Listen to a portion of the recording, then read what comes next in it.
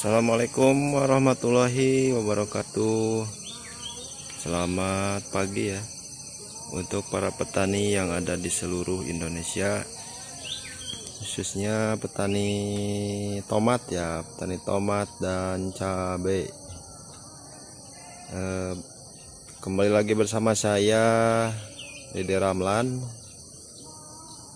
Pagi hari ini saya sedang berada di kebun tomat ya, kebun tomat yang tumpang sari dengan cabai merah besar. Untuk tomat varietas Citra Asia dan CMB saya menanam varietas Pilar F1. Oke. Tanaman tomat ini berusia 30 hari setelah tanam ya. Setelah 30 setelah pindah dari semai.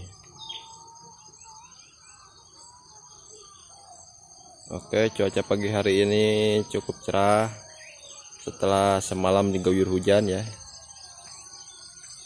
Itu di bawah ada kebun rawit punya teman saya, masih varietas OR cempluk juga. Oke, ini tomat varietas Citra Asia yang berusia 30 hari setelah tanam, sudah memasuki fase generatif ya, fase pembuahan.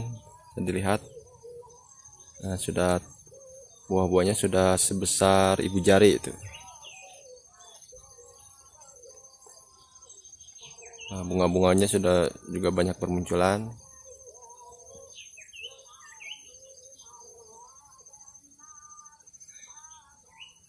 Oke, saya menanam ini 3000 pohon 1000 pohon ya, tidak banyak. Soalnya tidak semuanya tomat, jadi selang satu ajir ya. Nah, di sini tomat ya satu ajir, kemudian selang sama CMB, terus tomat lagi ya. Tuh sana ada CMB lagi, tomat, CMB, dan seterusnya sampai ke ujung bedengan ya.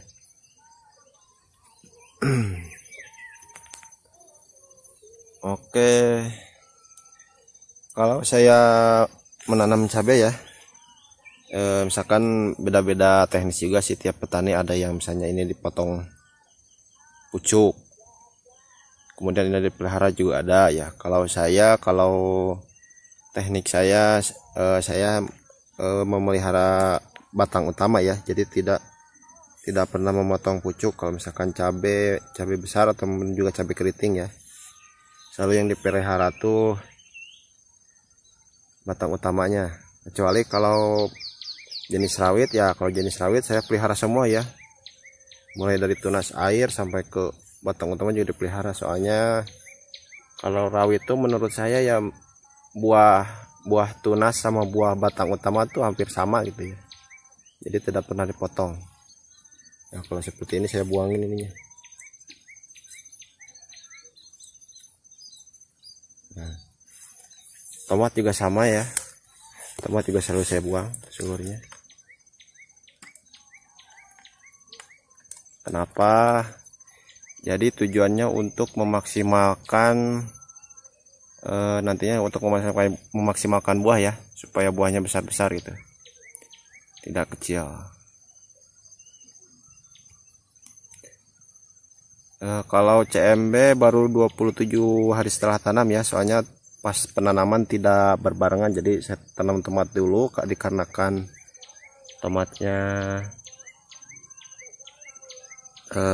tumbuhnya cepat gitu ya. Jadi kalau misalkan cabai agak lambat, jadi saya tanam tomat duluan, kemudian disusul sama tanaman cabai. Oke, kita lihat di sini.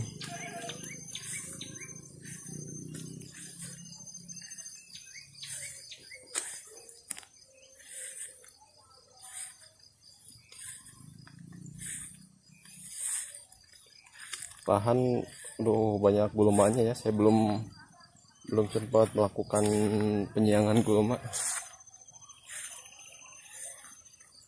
karena kan lagi sibuk dengan panen ya, panen buncis sama panen cabai rawit.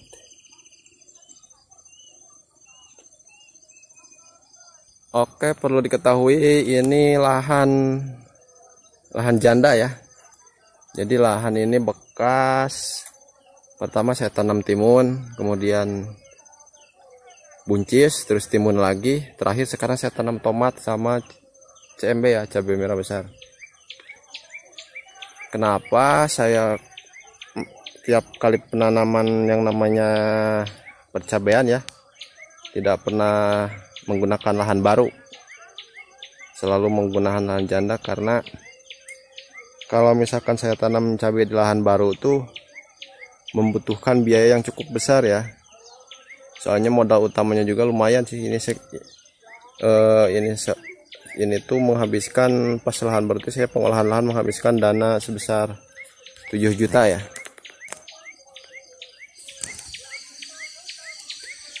Jadi kalau misalkan ditanam cabai, karena umurnya lama, jadi untuk sirkulasikan modal supaya modal cepat kembali itu prosesnya lama.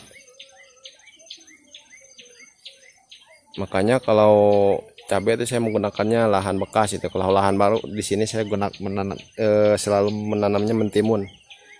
Kenapa menanam mentimun? Karena timun tuh paling cepat panen ya, genjah gitu. Jadi untuk membalikan modal awal tuh cepat gitu.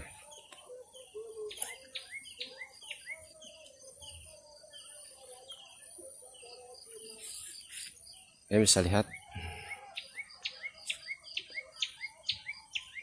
Untuk tomat sendiri di sini nantinya tidak dipetik merah ya.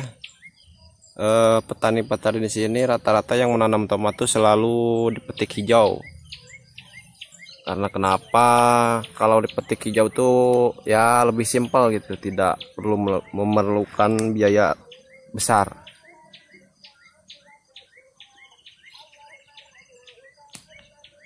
Mungkin juga udah kebiasaan petani di sini ya. Setiap penanaman tomat nantinya selalunya dipetiknya petik hijau. Jadi ya ngikutin kebiasaan petani di sini aja gitu. Emang lebih simpel gitu, tidak usah nantinya pas pemanenan tidak perlu memakai peti gitu. Hanya cukup menggunakan plastik aja.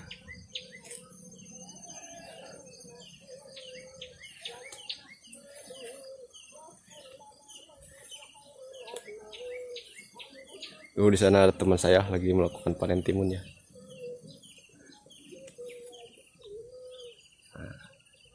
Buahnya juga ada yang besar. Ini juga nih, saya juga sebenarnya terserang trip tungau ini juga saya nih. Tuh mulai keriting ya. Kemarin sih sudah dilakukan penyepraian menggunakan bahan aktif mancozeb dan fungisida berbahan aktif mancozeb dan fungisida berbahan aktif azoxystrobin dan difenoconazole ya.